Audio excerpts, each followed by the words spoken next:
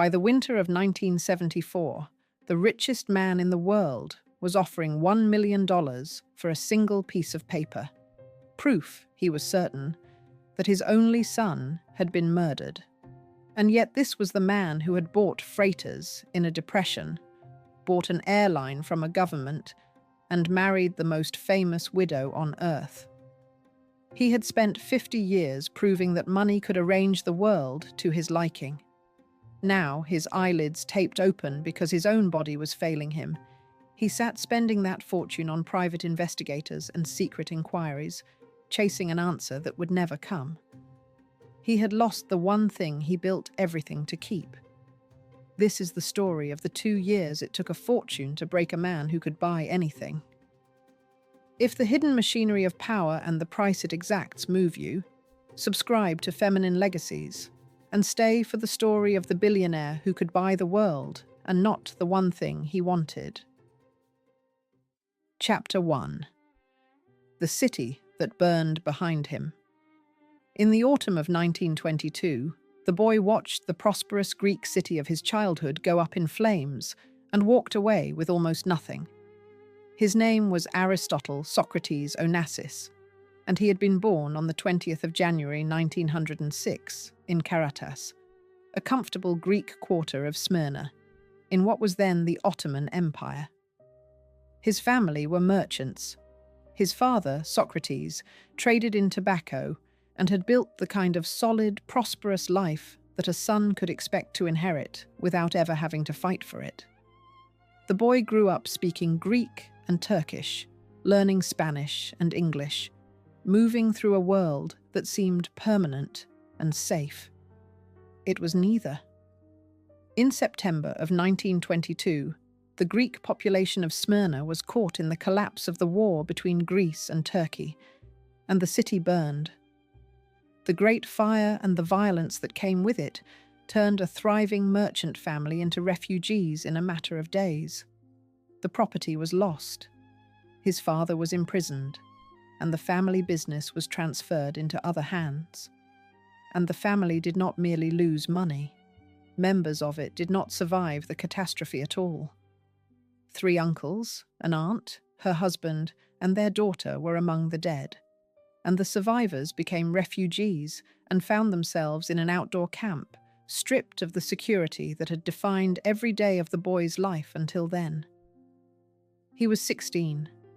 He had watched the floor of the world drop away, and he had learned the lesson that would drive everything he did afterward.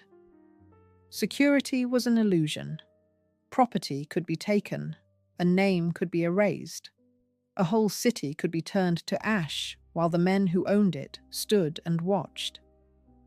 A boy who absorbs that lesson at 16 does not grow up wanting comfort. He grows up wanting control, the kind of control that no fire and no government and no rival can ever take back. The refugee camp taught him that lesson once, in a single week, and he never unlearned it. He did not stay to grieve in the camp. He worked, briefly, to help hold the shattered family together, and then he did the thing that separated him from everyone around him. He left. In 1923, he made his way through a changed Istanbul, and then, carrying travel papers of the kind issued to the stateless, and, by his own later account, around $250 to his name, he took a ship across the width of the world to Argentina. He arrived in Buenos Aires in the middle of that year, knowing no one of importance, with no fortune behind him, and no name that meant anything on that side of the ocean. He was a stateless refugee barely out of boyhood, set down alone in a foreign city where he did not even speak the language of the street. What he had was small, and it was everything. He had the tobacco knowledge of his family's trade. He had a gift for languages that let him learn a new country fast. And he had, hardened in the ashes of Smyrna, a refusal ever to be powerless again.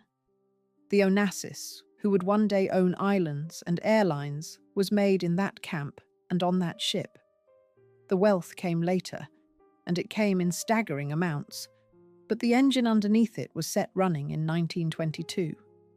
He had seen how quickly the comfortable and the certain could be reduced to nothing, and he spent the rest of his life building something so large, so spread across the world, so far beyond the reach of any single authority, that it could never happen to him again. The city that burned behind him was the first thing he ever lost. The last thing he lost would cost him far more, and no amount of the fortune he was about to build would buy it back. Chapter 2. The ships nobody else would buy. In the pit of the Great Depression, when ship owners were scrapping their fleets for want of cargo, he went looking for ships to buy.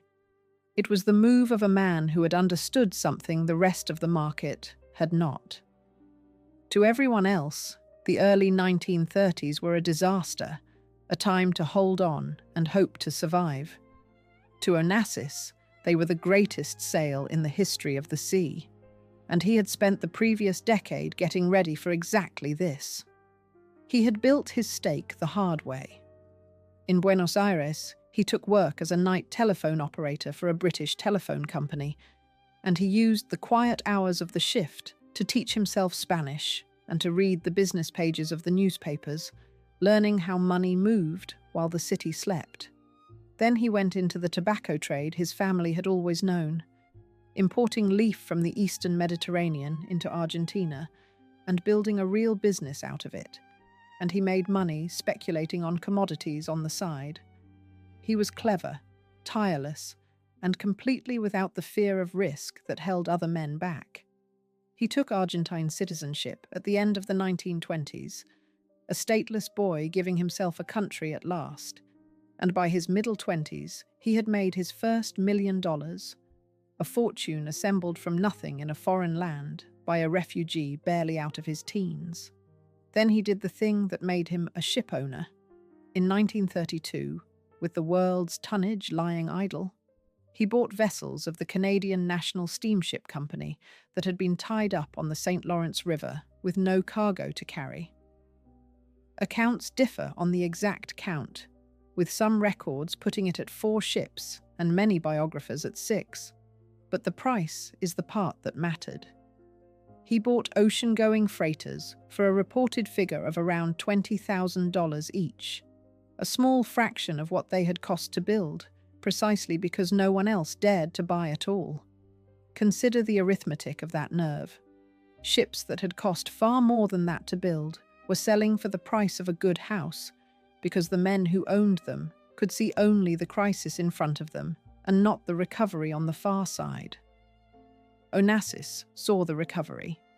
He bought at the very bottom, held on, and watched the value of what he owned climb as the world's trade came back to life. It was the pattern of his whole career, set early and never broken. He moved toward risk when others fled it. He bought when others sold. He backed his own reading of the world against the collective fear of everyone around him, and again, the world proved him right. The refugee who had watched a fortune vanish in 1922 was building one that ran the other way, that grew fat on the very fear that destroyed weaker men. Every crisis that frightened the market was, to him, a discount. There was a coldness in it, and he knew there was. He treated ships and cargoes and contracts the way a chess player treats pieces, with a clear eye and no sentiment, always calculating 3 moves ahead. He kept his affairs deliberately hard to see, spread across companies and countries and flags, so that no one ever had the whole picture but him. He worked the telephone through the night, an old habit from the Buenos Aires switchboard that he never gave up, doing deals across time zones while his rivals slept. He was assembling not just a fortune, but a machine, and the machine had one purpose. It was to make him untouchable. The boy from the burning city was buying, one cheap freighter at a time, the one thing he had learned he could never take for granted, and he was nearly ready to build it into an empire that would carry his name across every ocean on Earth. Chapter 3. The tanker the experts called impossible. The engineers told him the ship he wanted could not be built, So he ordered it anyway and made it the largest in the world. In the middle of the 1930s, when a large tanker was a modest thing by later standards, Onassis went to the shipyards of Sweden and asked for a vessel of 15,000 tons, a size the experts of the day considered impractical and close to impossible to operate. He was not moved by their doubt. He had already learned that the men who said a thing could not be done were usually the men who would never own it. When the Ariston was delivered in June of 1938, it was the first tanker ever owned by a Greek and the largest tanker afloat anywhere in the world. He followed it with more. Another tanker came, and a third was begun before the Second World War interrupted his plans. And after the war, he returned to the sea with a scheme of financing that was as clever as the ships themselves. He grasped a truth that most shipowners of his generation missed entirely. The way to grow a fleet without risking your own fortune was to make the oil companies pay for it. He would secure a long-term contract to carry a company's oil, take that contract to a bank as collateral, and borrow against it to build the ship. The oil giants guaranteed the cargo. The banks lent the money. Onassis owned the tanker and kept the profit. He was building an empire on other men's oil and other men's money, and the risk to himself grew smaller as the fleet grew larger. The scale of what he assembled is difficult to hold in the mind. Across these decades, his fleet of freighters and tankers grew to exceed 70 vessels, sailing under the flags of Panama and Liberia so that no single nation's rules could bind them, chartered to the largest oil companies in the world, among them Mobil and Socony and Texaco.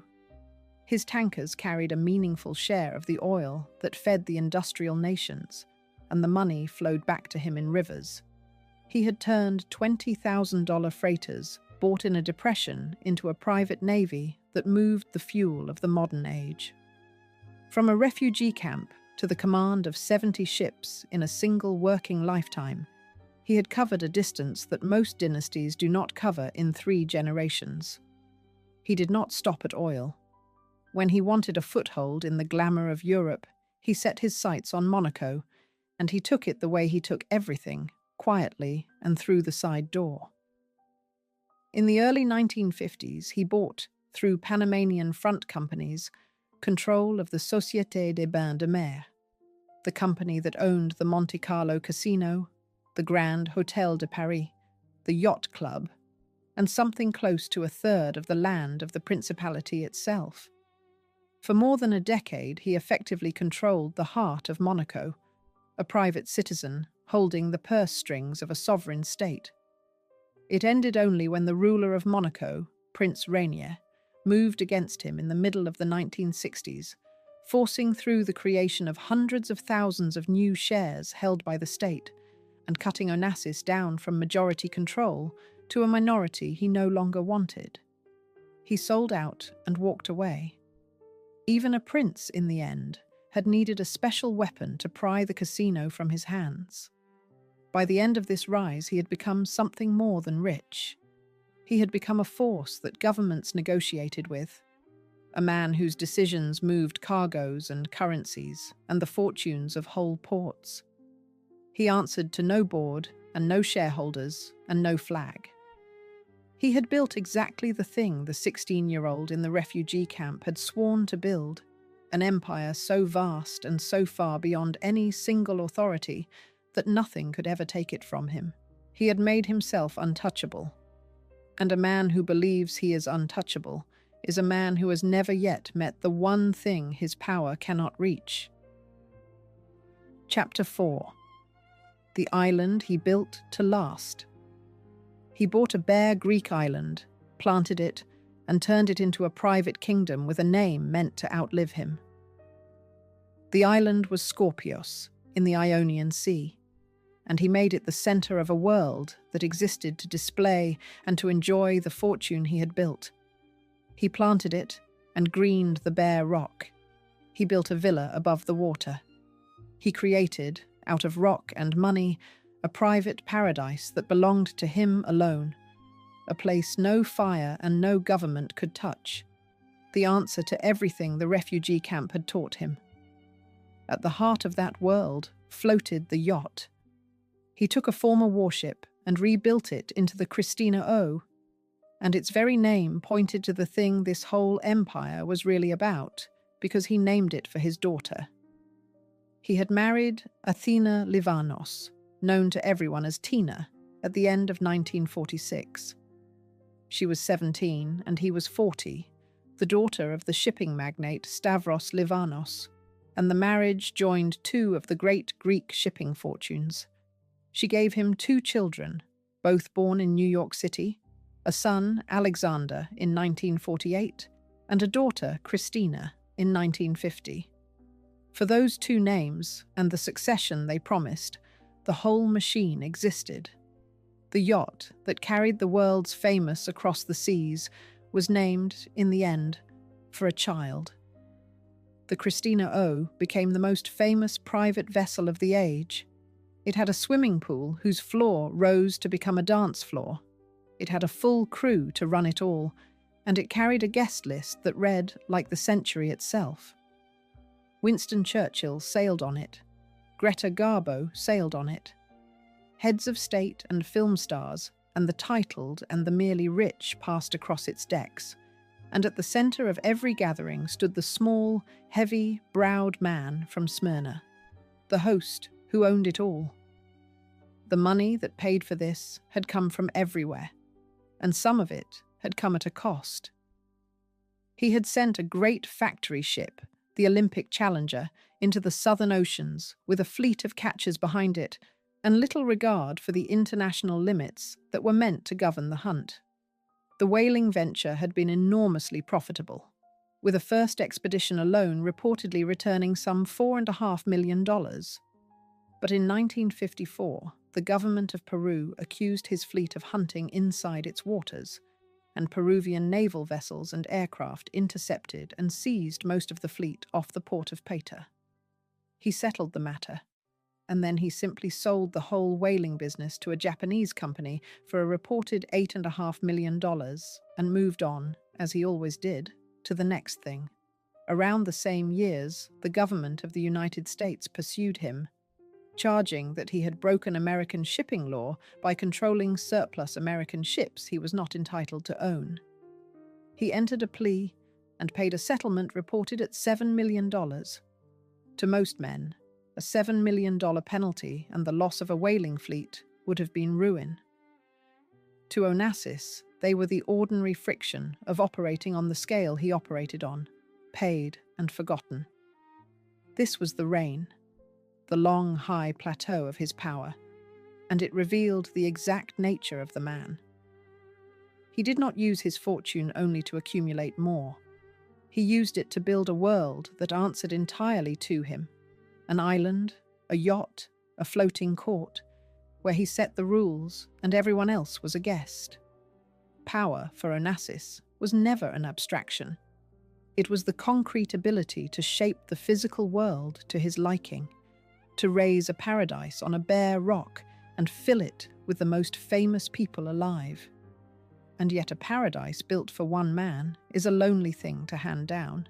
All of it, the island, the ships, the airline he was about to seize, the whole vast machine, was meant to descend to his family, to continue past his own death, to make his name permanent in a way that stone and money can be permanent. He had built it to last. The question that would define the end of his life was already forming underneath the parties and the guests and the sunlit water. He had made a kingdom.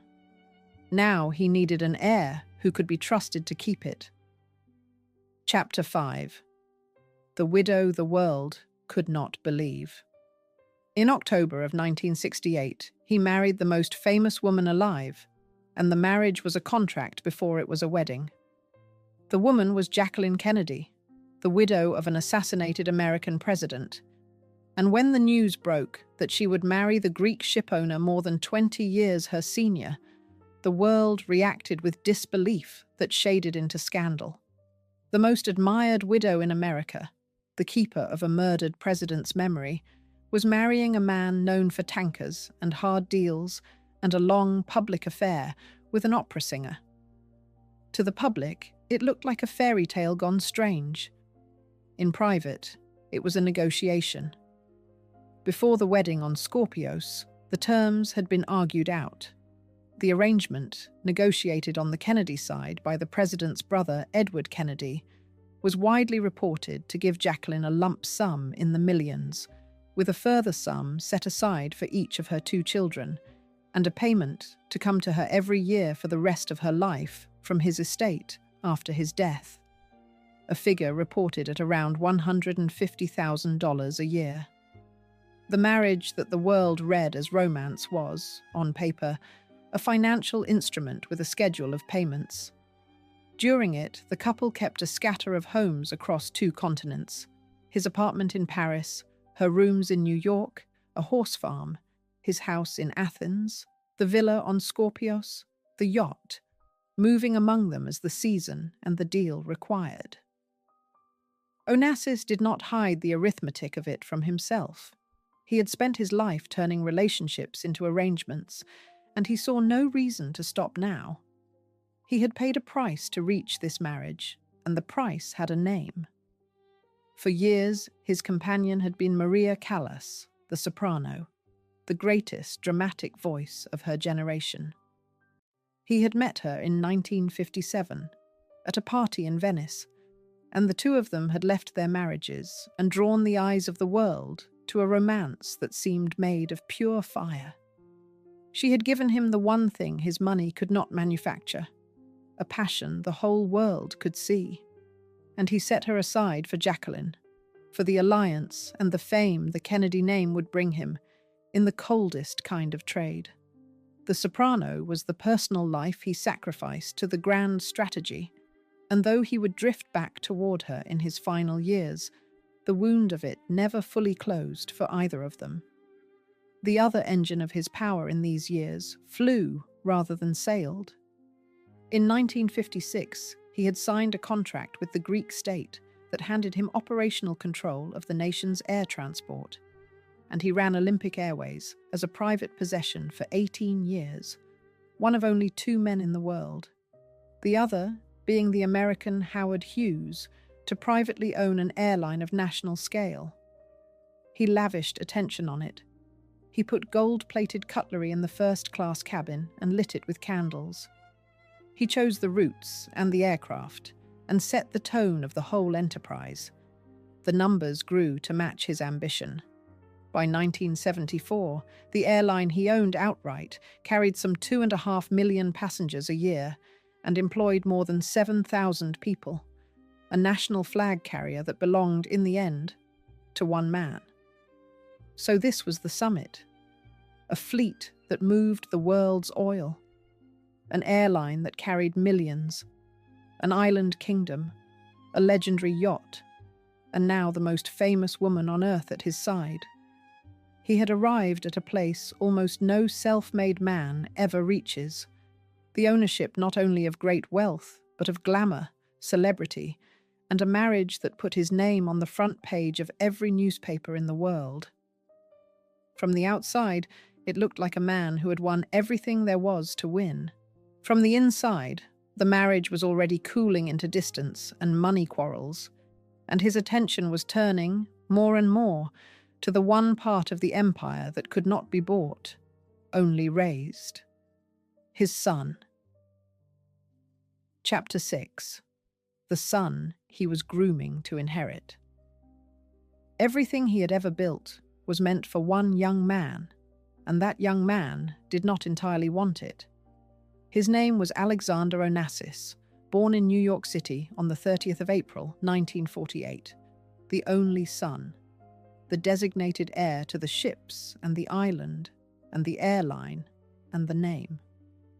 From the day of his birth, he carried the weight of a succession, the boy who was meant to keep the kingdom his father had raised out of nothing, and the relationship between the father who built it and the son who was meant to inherit it was a strained and difficult thing, full of love and resentment in equal measure.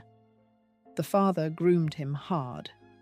In 1971, he made Alexander the president of Olympic Aviation, the airline's smaller sister company, and the young man threw himself into flying. He earned a commercial pilot's license and logged around 1,500 flying hours, though his poor eyesight barred him from the highest airline transport rating.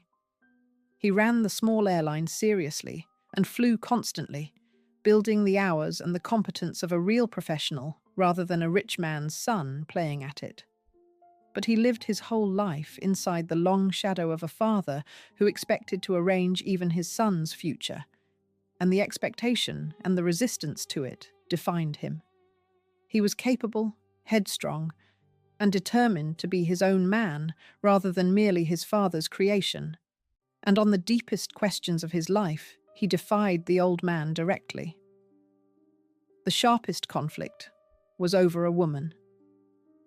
Alexander loved Fiona Campbell Walter, a British former model, some 16 years older than him. Both of his parents set themselves against the match with everything they had. His mother worked to undermine it. His father tried to break it in the way he broke most obstacles, with money, buying his son a villa outside Athens, reported to have cost $2 million as a counterweight to pull him away from the relationship. It did not work. The son who had grown up watching his father arrange the world with cash had learned to resent exactly that. The assumption that every human problem could be solved by writing a large enough check. The harder the father pushed with money, the more the son set his heels. He resented the marriage to Jacqueline too, and he said so in a line that has outlived nearly everything else about him. Of his father's union with the Kennedy widow, Alexander said that his father loved the names and Jackie loved the money. It was the observation of a young man who saw the machinery underneath the romance clearly, perhaps more clearly than his father did, and who was not afraid to name it. There was steel in him, the same steel that was in the old man, turned back against its maker. The two of them fought as only a father and son who are two alike can fight, and beneath the fighting ran a genuine and complicated love, the love of a man for the one person who was meant to carry everything he had made. But he was the heir, and that fact governed everything. The whole architecture that Onassis had spent 50 years building, the fleet, the island, the airline, the fortune spread across a dozen flags and companies, pointed forward to this one young man. The succession was the point of all of it. A man who builds an empire is really building a bridge across his own death, and Alexander was the far bank. Everything the father had done since the refugee camp, every cheap freighter and impossible tanker and hard bargain, was ultimately an act of faith that his name would continue through his son. The heir was in place. The bridge was built. And it all rested on the continued existence of a headstrong young man of 24 who loved to fly on the assumption, so obvious that no one thought to question it, that he would simply go on living. On the afternoon of the 22nd of January, 1973, that assumption had 15 seconds left to run. Chapter 7. The 15 Seconds over Athens. On a January afternoon, a small seaplane lifted off from the Athens airport, and 15 seconds later, everything he had built began to end. The date was the 22nd of January, 1973. The aircraft was a Piaggio, a small amphibious plane registered in Greece, and it was to make a short local flight from the airport at Ellinikon, outside Athens. Aboard were 3 people. Alexander Onassis was aboard. At the controls was an American pilot named Donald McCusker, who was being checked out on the aircraft. And the arrangement that put him there is one of the details that would haunt the father for the rest of his life. The regular pilot, a British flyer named Donald McGregor, was reported to be recovering from an eye infection, and so another man sat where he would normally have sat. It was a small change, the kind of thing that happens on any ordinary working day, and it placed a different hand on the controls of that particular aircraft on that particular afternoon. The plane took off at 23 minutes past 4 in the afternoon, climbing from the runway into the winter light. Seconds after it left the ground, at little more than 100 feet, the right wing dropped and would not come back up. The pilot could not level it. The aircraft rolled and went into the ground almost as soon as it had left it, the whole event lasting only seconds from liftoff to impact. The two pilots survived with serious injuries. Alexander did not escape so lightly. He suffered catastrophic head injuries, and the surgeons worked through the night to save a life that could not be saved. At 55 minutes past 5 on the following afternoon, the 23rd of January 1973, Alexander Onassis was pronounced dead. He was 24 years old.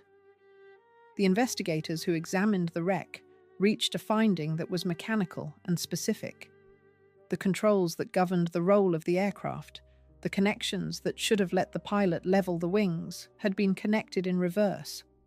When the pilot moved to bring the dropping wing up, the reversed linkage drove it further down. 3 separate investigations would conclude that the improperly connected controls had made the aircraft impossible to fly the moment it left the ground. In the plain language of the accident report, the probable cause was the inverse connection of the roll control system. It was, on its face, a maintenance error, a crossed pair of cables, a mistake of the kind that engineering procedures exist to prevent. To the father, that finding was not an answer. It was an insult. He could not accept that trained engineers, working on his own aircraft, could cross those particular cables by simple mistake, and that no one had caught it before the plane ever left the ground. The explanation that satisfied the investigators did not satisfy him for a moment, and in the gap between the official cause and his own refusal to believe it, the whole tragedy of his last 2 years took root. Here was the exact limit of everything he had built. He commanded a fleet that moved the oil of nations. He owned an airline and an island, and a fortune counted in the hundreds of millions. He had spent 50 years proving that a man with enough money and nerve could bend the world to his will.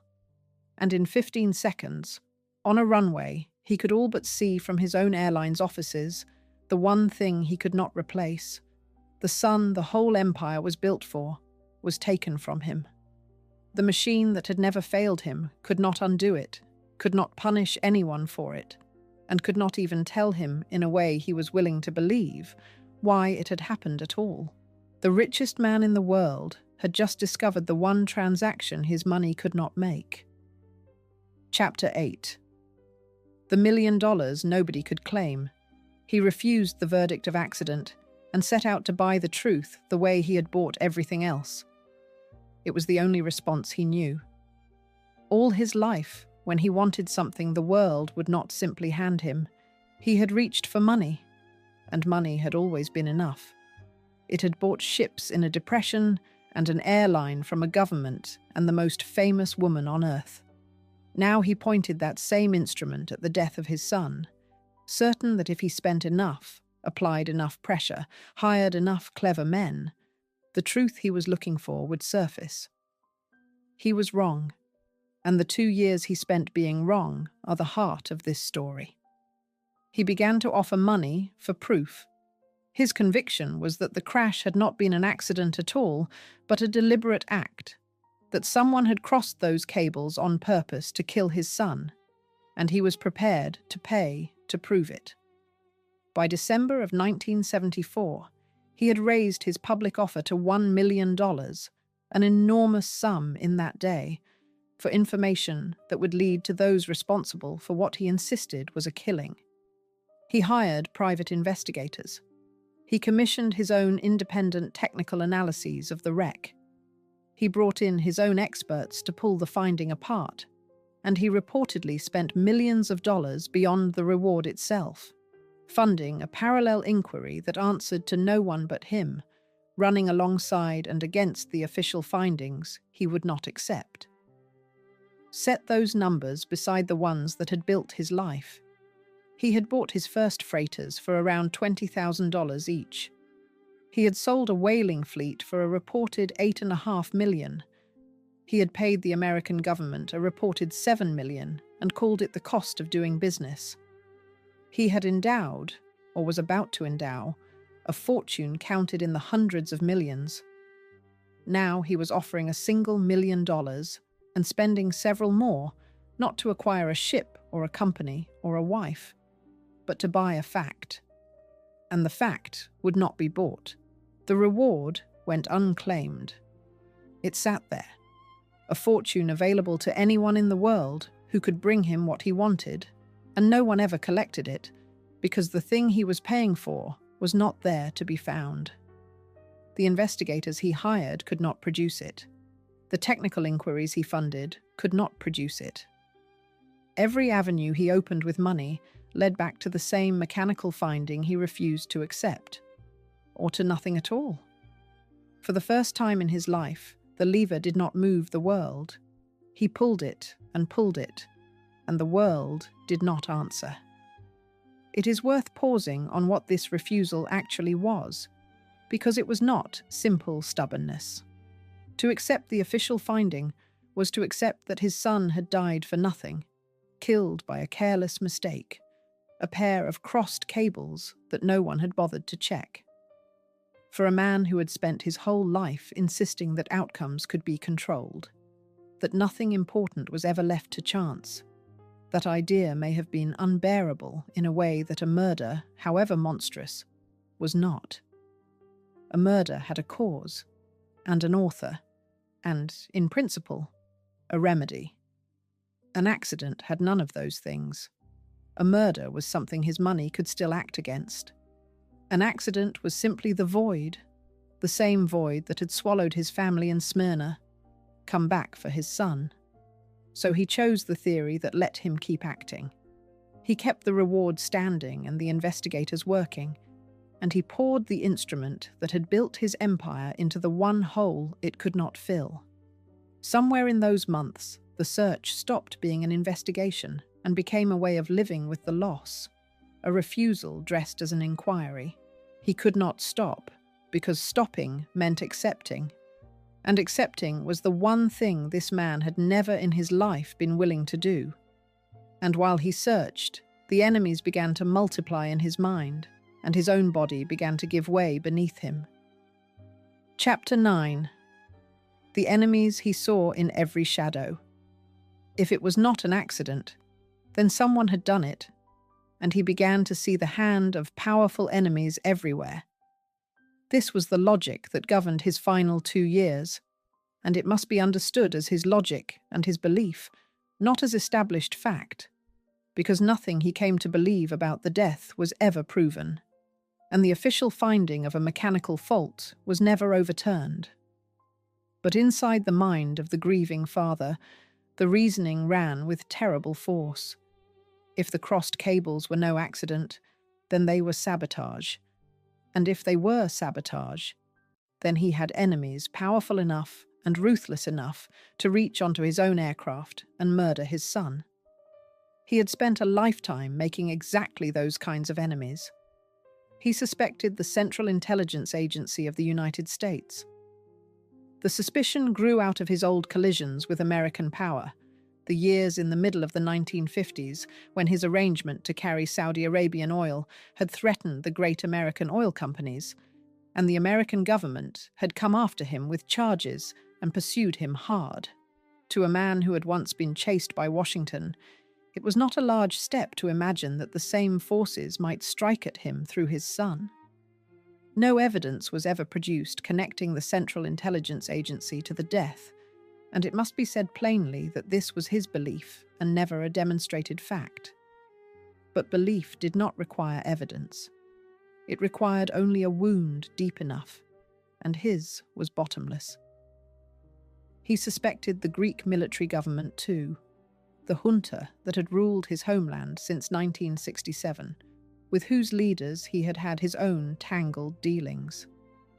He had courted them openly after the coup, dangling before them a $400 million scheme to build refineries and industry in Greece, a project he called Omega, and cultivating the dictator Georgios Papadopoulos directly. The courtship had soured as such things do, and to a man now hunting for enemies, a soured deal with a military government looked less like ordinary business and more like a motive, and at his darkest, he privately suspected his own great rival, Stavros Niarchos, the shipowner who had shadowed and competed with him for decades, and who was bound to him by a web of marriage, having wed Onassis's own former wife, Tina. No investigation ever found any evidence linking Niarchos to the crash, and here again the suspicion belonged entirely to Onassis, a measure of his anguish rather than of anything real. He was a man surrounded by the enemies his own success had made, and in his grief he could not tell which of them, if any, had reached out of the shadows for his boy. Perhaps none had. The official findings said none had. But he could not stop looking, and every powerful man he had ever crossed became, in the long nights, a suspect. While he hunted phantoms, his body was betraying him in a way no reward could stop. He had developed myasthenia gravis, a disease that attacks the signals between nerve and muscle and leaves the body unable to hold itself up. It drooped his eyelids so badly that, according to those who saw him, he took to taping them open in order to see. Picture the man the world had known as the master of every room, the host of the Christina O, the owner of islands, reduced to taping his own eyelids to his brow so that he could read the reports of the investigators he was paying to find a killer who may never have existed. Those who encountered him in these months described someone aged and hollowed out, withdrawn and exhausted, almost unrecognizable from the vital figure of only a few years before. Grief and illness were doing to him what no rival and no government ever had. They were bringing him down. The two forces fed each other. The disease drained his strength, and the obsession drained what the disease left. He could not rest, because rest meant accepting the death, and he could not accept the death. So he drove himself onward, chasing the answer through failing eyes and failing muscles. A man who had conquered oceans now unable to conquer the simple, brutal fact that his son was gone. The question that hung over his final months was no longer only who had killed Alexander, if anyone had. It was which would take the father first, the illness in his body or the doubt in his mind. And in the end, they arrived together. Chapter 10. The will he rewrote at the end. In his last weeks, he settled the succession of an empire from a hospital bed, and then he let go. The body that had carried him from a refugee camp to the command of a private navy finally failed in the early months of 1975.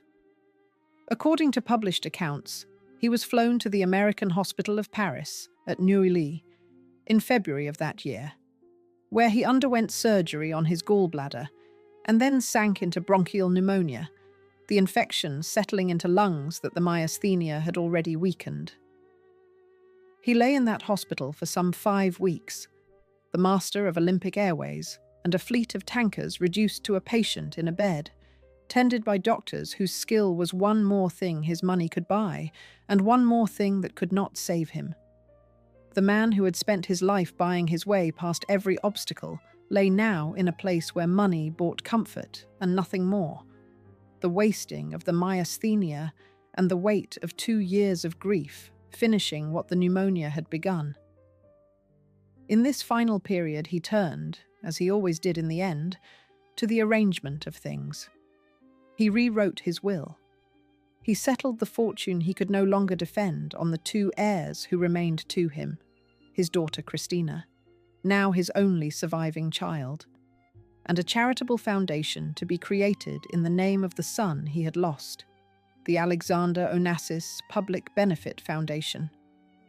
It was the last deal of a life made of deals, the final act of a man who had spent 50 years deciding where money would go, and there was a terrible fitness in it.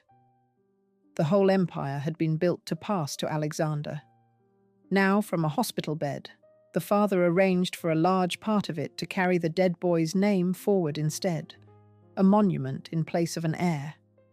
The son could not inherit, so the son's name would inherit and endure in stone and charter, long after both of them were gone. On the 15th of March, 1975, Aristotle Onassis died at the American Hospital of Paris of respiratory failure that came as a complication of the myasthenia gravis. He was 69 years old. His daughter, Christina, was near him at the end.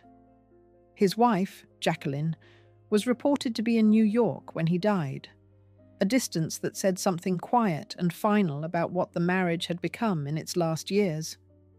The richest man in the world, the host of presidents and film stars, died far from the island paradise he had built, in a hospital bed in a Paris suburb, 2 years and less than 2 months after the son he never stopped grieving.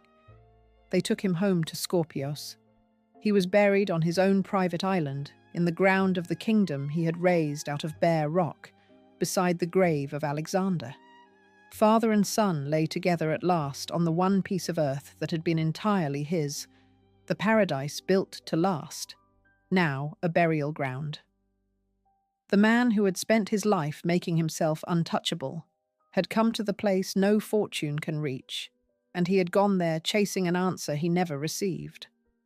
For the cruelest turn of all waited past his own death. The legal proceedings that grew out of the crash did not end until November of 1977, more than 2 years after Onassis was in the ground, and when they ended, every defendant was acquitted. The courts found no crime. The verdict of the machinery he had fought so hard was, in the end, that no one had murdered his son. He did not live to hear it, and he would not have believed it if he had. He died still certain, still refusing, still convinced that somewhere the truth was being kept from him. He had arranged everything at the end, everything except the one thing he had spent 2 years trying to reach. Chapter 11. The fortune that outlived the man. The money he could not spend on the truth passed instead to a daughter, a widow, and a foundation built on grief. The scale of it was enormous, and like everything about his affairs, it was never a single clean figure. His estate at his death was reported to be worth on the order of $500 million, though a fortune structured across so many flags and companies could never be counted with certainty, and every number attached to it must be taken as reported rather than proven. What is clear is the shape of the inheritance. The largest share, commonly reported as roughly 55%, went to his daughter Christina. The remaining share, commonly reported as about 45%, endowed the foundation in his son's name. His widow had to be settled with, and the settlement was its own drama. Under Greek law, Jacqueline could have contested the will, and rather than fight her, Christina reached an agreement to pay her stepmother a lump sum to give up any further claim on the estate. The figure has been reported various ways, most often at around $26 million, with some accounts putting it somewhat lower. Whatever the exact number, the most famous widow in the world walked away from the marriage with a fortune and her freedom, and the bulk of the Onassis money stayed inside the Onassis blood. That blood carried a heavy weight. Christina inherited not only the larger share of the fortune, but the whole burden of being the last of the line, and the years that followed were turbulent and unhappy. For a time, she took her place at the head of the shipping empire her father had built, one of the very few women anywhere to command a fleet on that scale, and she carried it with a mixture of pride and exhaustion. She married 4 times in little more than a decade, to a Californian businessman, to a Greek shipping heir, to a Russian, and to a Frenchman, and none of the marriages lasted.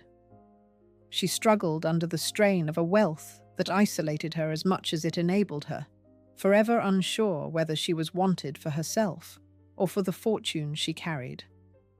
On the 19th of November, 1988, she was found dead near Buenos Aires, in the country where her father had first made his fortune.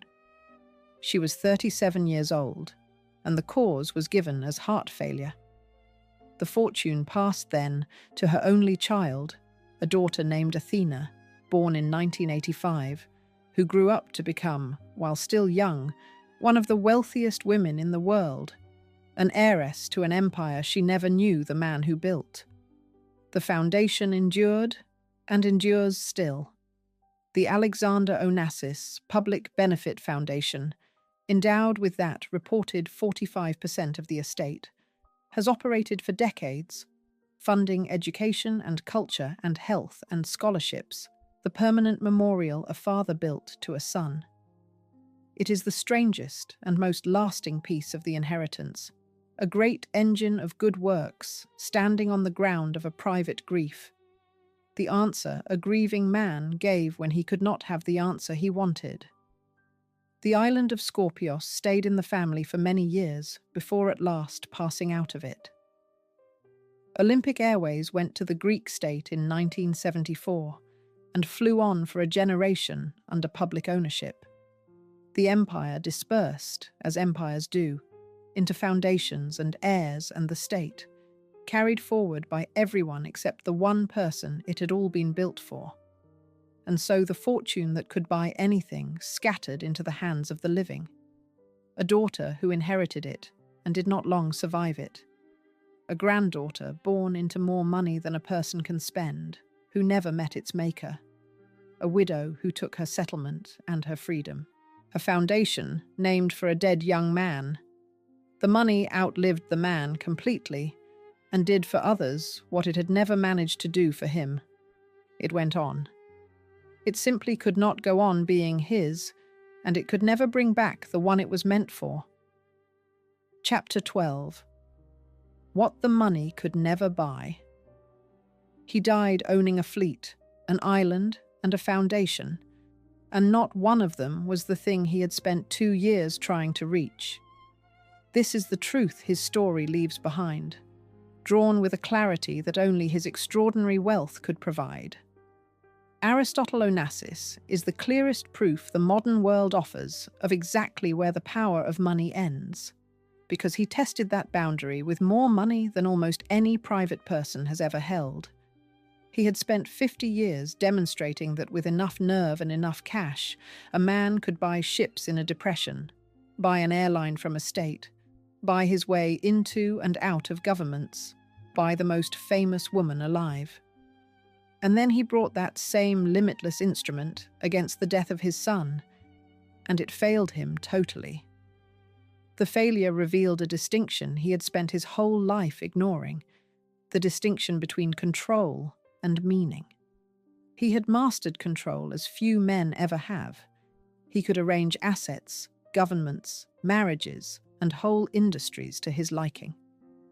What he had never learned, because his fortune had spared him from ever needing to, was that control is not the same as keeping the things that matter.